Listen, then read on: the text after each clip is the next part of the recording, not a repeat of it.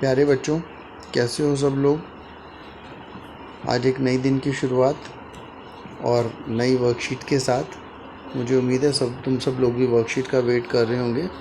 आज की हमारी वर्कशीट नंबर 7 है 22 जुलाई 2021 के लिए, और आज का हमारा टॉपिक है इतिहास की समझ भाग 2। लास्ट वर्कशीट में हमने अंडरस्टैंडिंग हिस्ट्री पार्ट 1 किया था, और आज हम पार्ट 2 को करेंगे। और पार्ट 2 में हम पिछली वाली नॉलेज को ही हम आगे कंटिन्यू करेंगे। ठीक, तो हम इसको रीड कर लेते हैं। देखो हमें इसमें क्या दिया हुआ है कि वर्तमान में यानी प्रेजेंट काल में जो हमारा भारत की सांस्कृतिक और आर्थिक विरासत है वो आज ही नहीं बनी, वो एक लंबी प्रक्रिया का परिणाम है।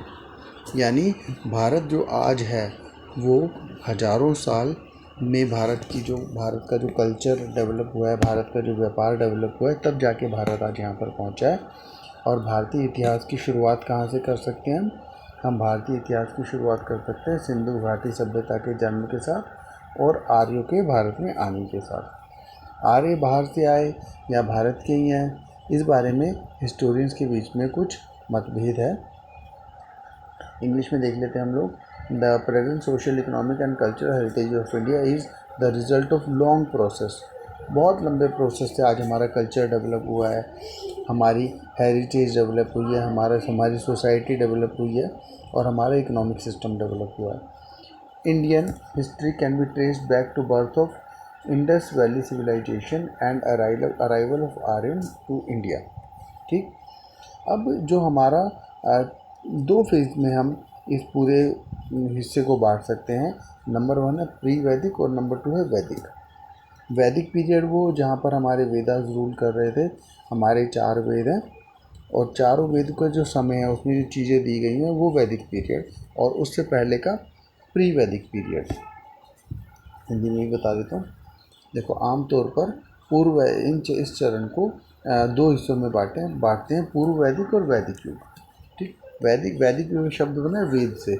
हमारे 4 वेद हैं, अथर्ववेद, यजुर्वेद, सामवेद, और चौथा तो मुझे ढूंढ के बताना है। 3 मैंने तुम्हें बता दिया, अथर्ववेद, यजुर्वेद, सामवेद, और आर से आता है चौथा वेद।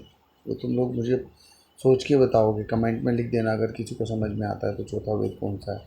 ठीक, अब आगे हमें दिया गया है कि ईसा पूर्व 4वीं सदी, आज से यानी 2300 साल पूर्व, आज से 2300 साल पूर्व सम्राट अशोक के अधीन भारत का एकीकरण देखा गया। सम्राट अशोक भारत के एक महान सम्राट थे। आज तक भारत के कोई महान सम्राट हुए हैं तो सम्राट अशोक हुए हैं। उन्होंने भारत को एक इतना विशाल देश बना दिया था कि आज जो हमारे पड़ोसी देश हैं वो भी भारत का हिस्सा थे। पाकिस्तान भारत के अंदर था, वो तो 1947 में अलग हुआ। उससे अफ़गानिस्तान से भी आगे तक भारत का साम्राज्य था। और अगर तुम दक्षिण पूर्व में जाओगे तो बर्मा भारत का हिस्सा था, जावा सुमात्रा तक भारत का हिस्सा था, बहुत लंबा चौड़ा भारत का, इंडोनेशिया तक भारत था। और सम्राट अशोक ने बौद्ध धर्म को एशिया के बहुत बड़े हिस्से में फैलाया। सम्राट अशोक का इतना प्रभाव बेटा भारत पे रहा है कि भारत में बहुत सारी चीज़ें, इवन कि हमारे चिन्ह सम्राट अशोक से प्रेरित हैं। The 4th century BC, the 4th century BC, about 2300 years ago, India saw the unification under Emperor Ashoka and spread of Buddhism. Ashoka ने बहुत सारे रॉक इंस्क्रिप्शन, शिलालेख, हिंदी में कहते हैं शिलालेख, यानी पत्थरों पे जो लिखा जाता है उसको हम रॉक इंस्क्रिप्शन कहते हैं। तुम सब लोगों ने भी रॉक इंस्क्रिप्शन, शिलालेख देखे हैं, और ज़्यादातर तुम लोग देख सकते हो मंदिर में जब तुम जाते हो तो वहाँ पे एक वाइट मार्बल के पत्थर पे खोद खोद के आरती लिखी होती है, और ब्लैक पेंट से उसको भरा गया होता है। बहुत सारे जो लोग होते हैं उनके घर के बाहर जो नेम प्लेट उनकी होती है वो भी वाइट मार्बल पे और खोद के लिखा होता है, उसको हम कहते हैं शिलालेख, रॉक इंस्क्रिप्शन। अशोक ने ऐसे बहुत सारे शिलालेख बनवाए। और आज अशोक का जो स्तंभ है, अशोक स्तंभ, सारनाथ का जो अशोक स्तंभ है, देखो अशोक स्तंभ है सारनाथ, उसको हमने अपने देश के नेशनल एम्बलम के तौर पे लिया है। देखो यहाँ पर हमें दिया गया Sarnath, lion capital of Ashoka. Sarnath में जो अशोका की लॉयन कैपिटल की जो निशानी है, अशोक का राजकीय प्रतीक सारनाथ के अशोक के सिंह स्तंभ से लिया गया है। देखो सारनाथ के सिंह स्तंभ की अगर हम बात करें तो मैं तुम्हें पिक्चर दिखाता हूँ। ये देखो, ये सारनाथ में एक पिलर लगा हुआ है, बहुत बड़ा अशोका पिलर बोलते हैं, और ये सारनाथ नाम की जगह पे लगा हुआ है।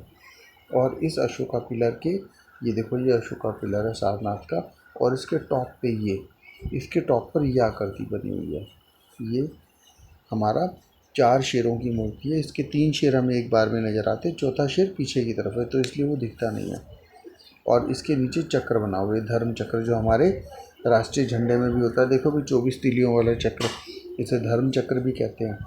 और ये भारत की सरकार का राष्ट्रीय चिन्ह है, नेशनल एम्बलम है हमारा ये।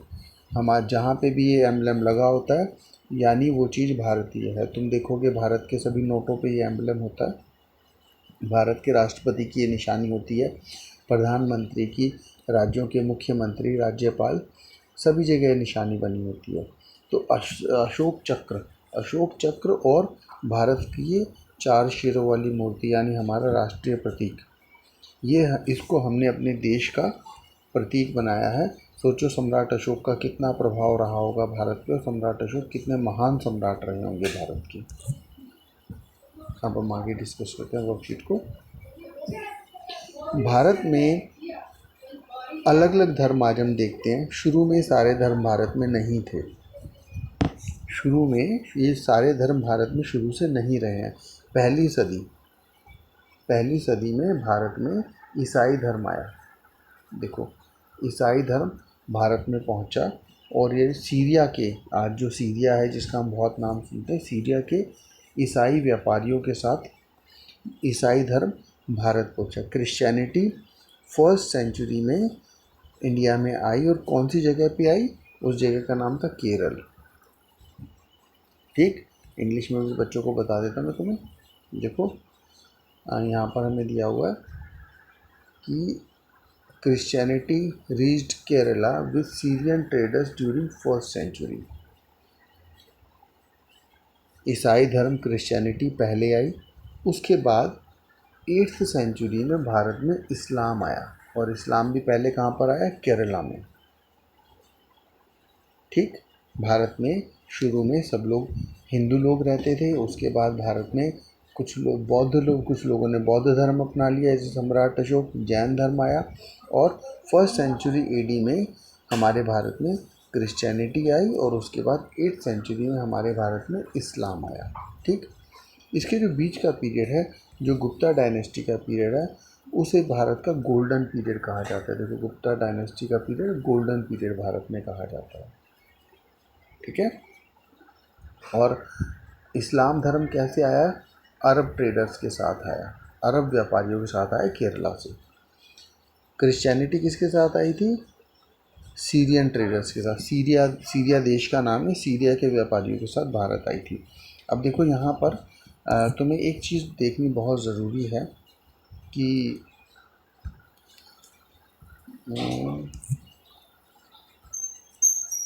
देखो ये भारत का नक्शा है, ये हमारा महान देश भारत है, ये भारत का नक्शा है, और इसमें भारत के निचले हिस्से में यहाँ पर है हमारे पास केरला। देखो ये केरला है। अभी केरला समुद्र के किनारे बसा हुआ है। तुम्हें और मैं इसमें जूम आउट करके दिखाता हूँ। केरला की लोकेशन सबको समझ में आ गई है। अब यहाँ पर ना देखो, यहाँ पर हमारा भारत में केरल है, अरब कंट्रीज़ यहाँ पर है, ये अरब कंट्रीज़, और यहाँ पर सीरिया। ठीक, तो क्रिश्चियनिटी सीरिया के व्यापारियों के साथ भारत आई फर्स्ट सेंचुरी एडी में। उसके बाद इस्लाम अरब व्यापारियों के साथ भारत में आया 8th सेंचुरी एडी में, और ये दोनों ही भारत में कहाँ पर आए, केरल में। केरल में क्यों आए, उस ज़माने में 1st सेंचुरी एडी में 8th सेंचुरी एडी में ज़्यादातर जो व्यापारी थे वो समुद्र के रास्ते ट्रैवल करते थे, अपना माल लेके एक देश से दूसरे देश तक जाते थे। और भारत तो सब लोग अपना माल बेचने आते थे, क्योंकि भारत तो सोने की चिड़िया था। यहाँ सब लोग बहुत रिच थे, बहुत प्रॉस्परस था, तो भारत में तो बहुत अच्छा माल भी बनता था। और बाहर के लोगों को लगता था भारत में अपना माल बेचने जाएंगे तो हमारा माल अच्छा बिकेगा, और साथ में भारत में जो माल बनता है अगर हम उस माल को लाएंगे अपने देश में बेचेंगे तो हमें ज़्यादा से ज़्यादा प्रॉफिट मिलेगा। तो पूरी दुनिया के लोग भारत में व्यापार करने आते थे।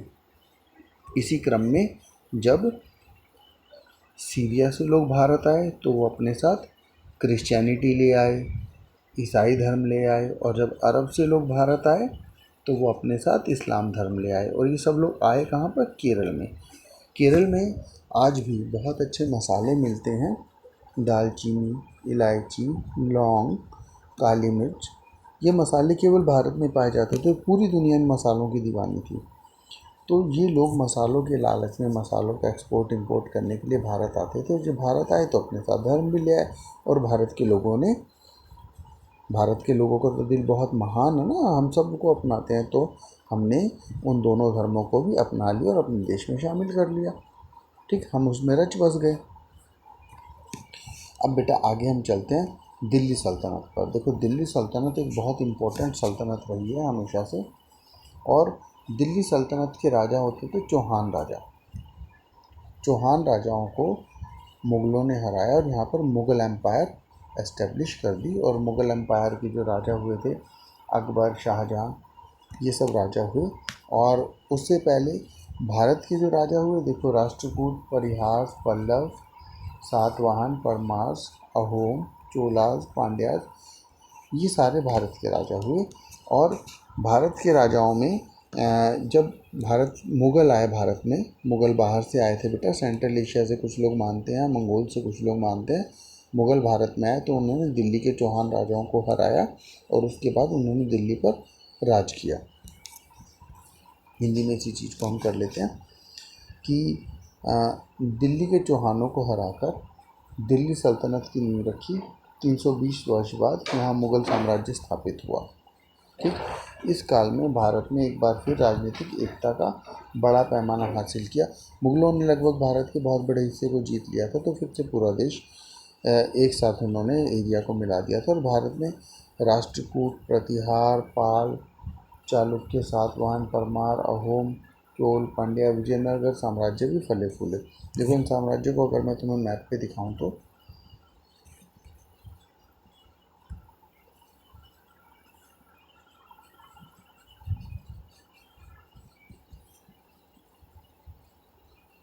देखो, ये भारत का मैप है, इसमें ये सारी डायनेस्टीज हम देख सकते हैं।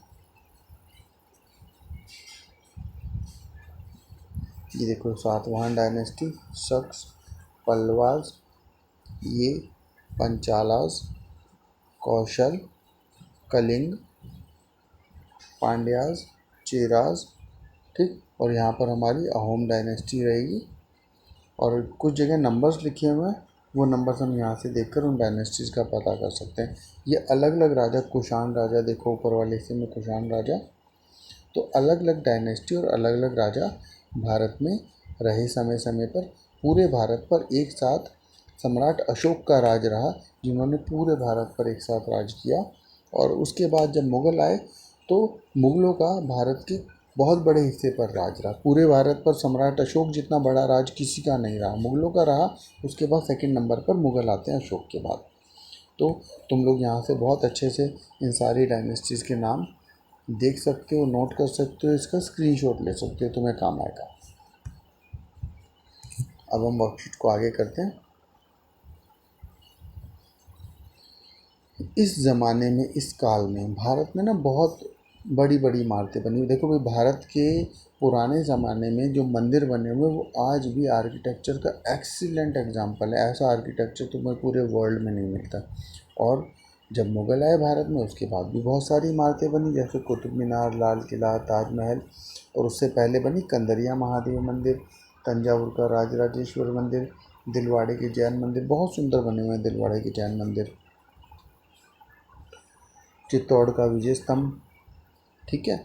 ये सारी इमारतें भारत में बहुत सुंदर इमारतें बनी हुई हैं। कभी तुम जाओ देखो तो तुम्हें इनकी ब्यूटी देखकर, इनकी सुंदरता देखकर बहुत अच्छा लगेगा कि वाह आई लव माई इंडिया, ऐसी तुम्हें फीलिंग आएगी।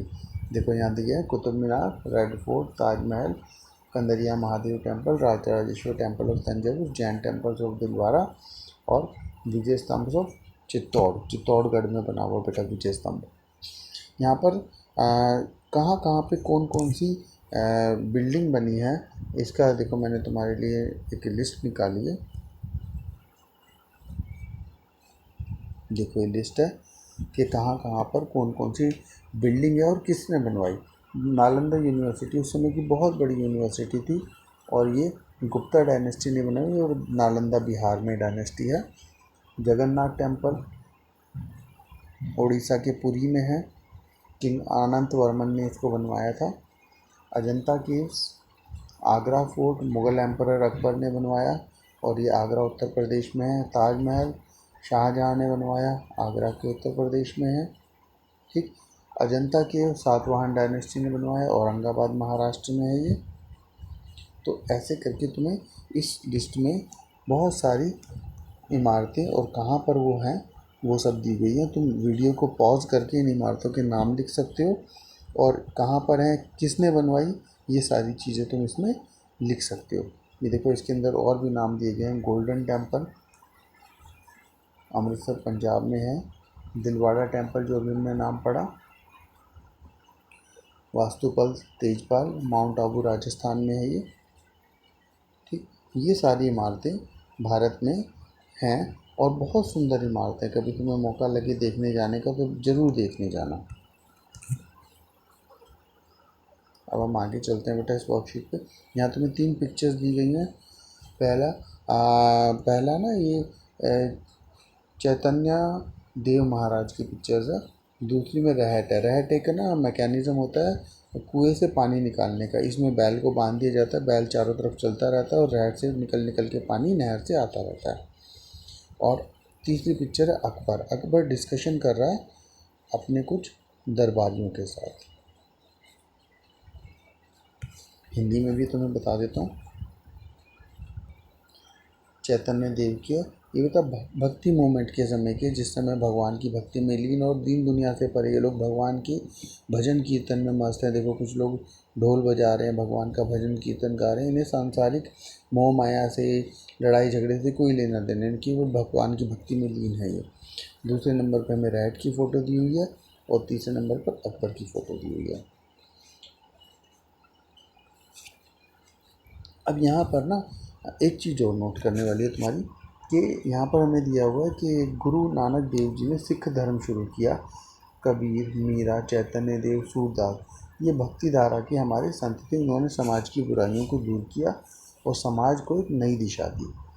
इंग्लिश में देखो, Guru Nanak Dev ji started Sikhism, many important saints of bhakti streams like Kabir, Meera, Chaitanya Dev, Surdas give new direction to the society. देखो मैंने ना तुम्हारे लिए कुछ बड़े अच्छे अच्छे संतों की पिक्चर्स भी निकाली है, तुम भी निकाल सकते हो। देखो मैंने गूगल में क्या टाइप किया, मैंने गूगल में टाइप किया सेंट्स ऑफ इंडिया और फिर उसके बाद इमेज पे क्लिक किया तो सारे संत ही आ गए। देखो गुरु नानक देव दिए हुए हैं, इसमें संत कबीर दिए हुए हैं, ये भी संत कबीर की फ़ोटो है, ये भी संत कबीर की है। ठीक, और ये पिक्चर अभी हमने देखी थी अपनी वर्कशीट में। इसके अलावा तुम नीचे देखो, यहाँ पर ये मीराबाई की फ़ोटो दी हुई है, कृष्ण भगवान की भक्ति में लीन है। और इसी तरह से फिर गुरु नानक देव की फ़ोटो है। तो ऐसे करके बेटा हमारे कितने सारे भक्ति संत हैं जिन्होंने समाज में बुराइयों को दूर किया और समाज को सिखाया कि प्यार ही सबसे बड़ी चीज़ है। ये आदि गुरु शंकराचार्य की पिक्चर यहाँ पर दी हुई है। और ये जो संत हुए ना, इन संतों ने हमें प्यार से जीना सिखाया, बुराइयों से बचना सिखाया और आपस में प्यार प्रेम से सबको रहना सिखाया कि हमें इस दुनिया में जीने के लिए बहुत सारी चीज़ों की ज़रूरत नहीं है। हमें केवल जिस चीज़ की ज़रूरत है वह है प्यार और एक दूसरे के प्रति सहयोग।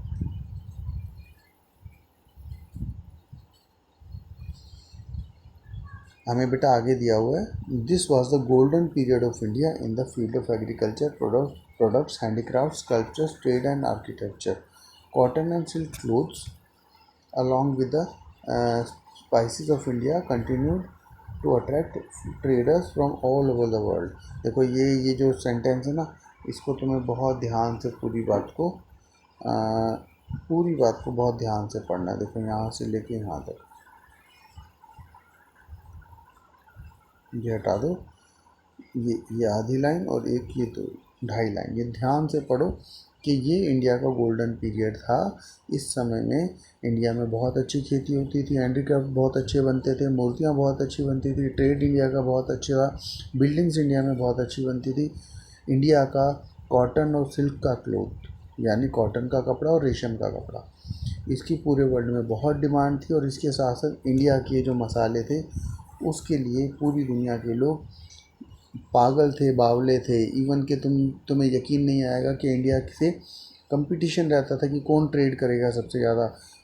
यूरोप के कई व्यापारी इंडिया से सामान, मसाले, कॉटन का कपड़ा लेके जाते थे और एक दूसरे से ज़्यादा पहले और जल्दी पहुंचने की होड़ में एक दूसरे के जहाज़ों को डुबा देते थे ताकि उनका कंपटीटर ख़त्म हो जाए और सारा प्रॉफिट वही बनाए।